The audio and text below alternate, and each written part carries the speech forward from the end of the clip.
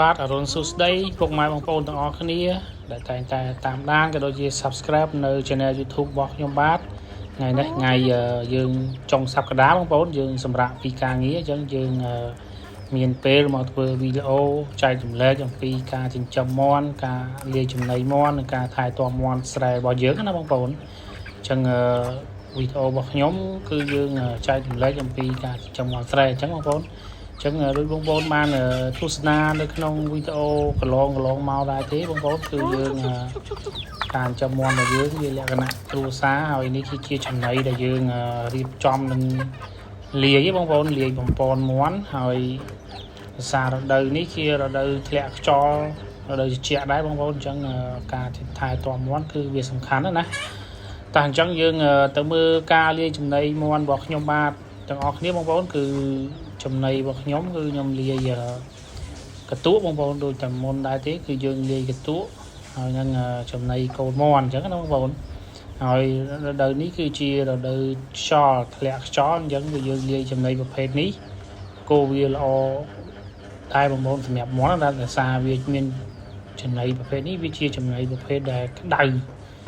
វាមានសារធាតុធ្វើឲ្យមាន់យើងចំណីក្តៅណាអញ្ចឹងមាន់យើងស៊ីទៅវាជួយរក្សាកម្ដៅសីតុណ្ហភាពមាន់ក៏វាធ្វើឲ្យមាន់យើងក្តៅល្អអញ្ចឹងណាប៉ុន្តែចំណីដែលយើងដាក់ច្រើនពេកគឺធ្វើឲ្យមាន់ក្តៅជ្រុលអញ្ចឹង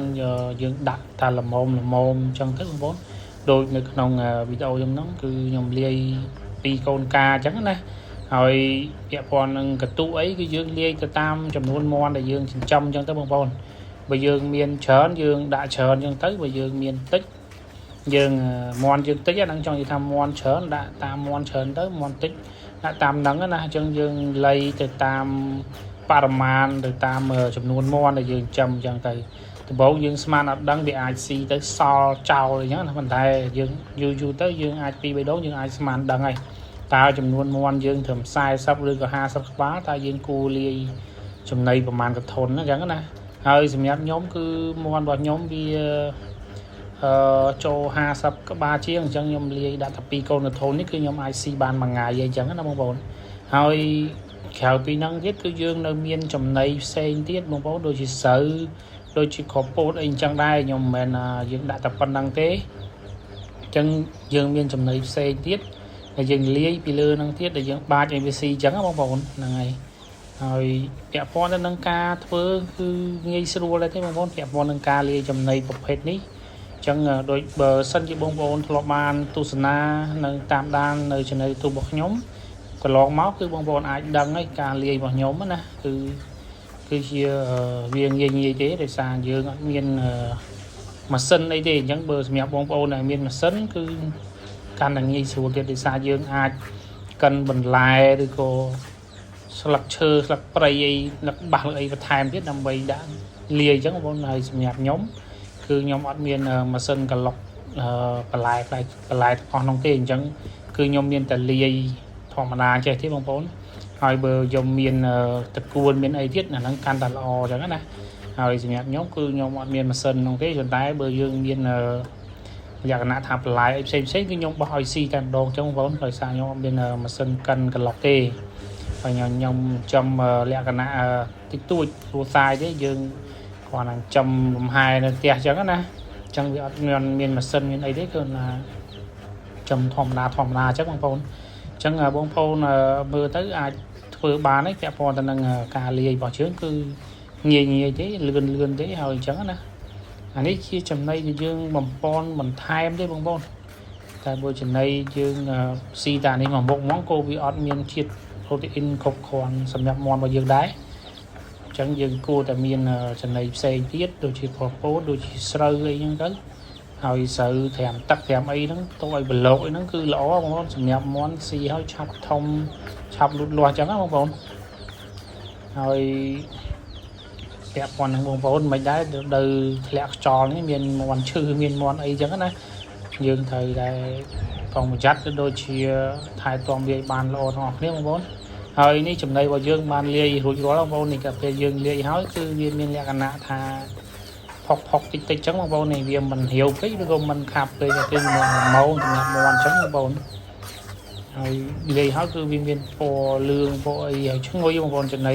លាយជាមួយនឹងអាកន្ទក់ហ្នឹងគឺឈ្ងុយ